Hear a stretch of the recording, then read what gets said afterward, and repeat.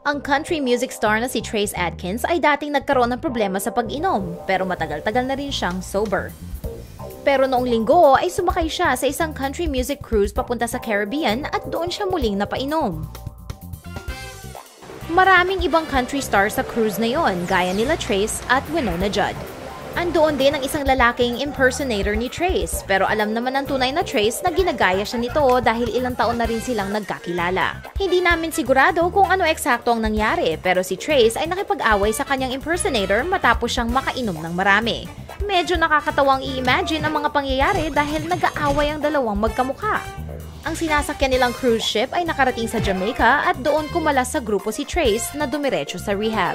May mga taong nakasakay sa cruise na nalungkot na hindi nakapag-perform si Trace, lalo na libo-libo ang kanilang binayad para lang mapanood ang kanilang idolo. Hindi namin alam kung ano nangyari sa impersonator ni Trace. Baka pwedeng siya na lang ang mag-perform para sa mga nakasakay sa cruise ship habang nagpapagaling ang totoong Trace Adkins.